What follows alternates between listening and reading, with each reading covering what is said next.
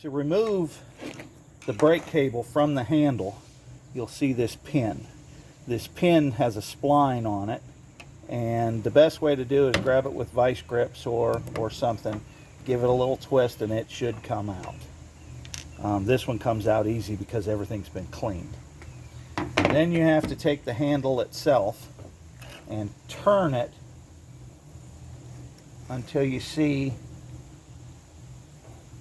the slot and the cable. So you need to pull it about 3 or 4 inches out. You can see this ball. The ball goes in a recess in the end of the handle, and the cable goes through this slot. The easiest thing to do is get a small screwdriver and pick that cable up out carefully. And once it's out, you can push it back through.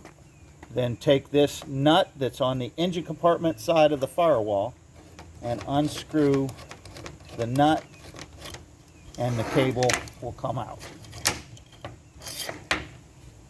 Now you have to be careful on this end that you don't pull this ratchet assembly out too far.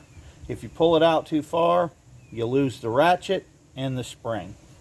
So leave it in, and then you won't have to worry about it. Okay, get in.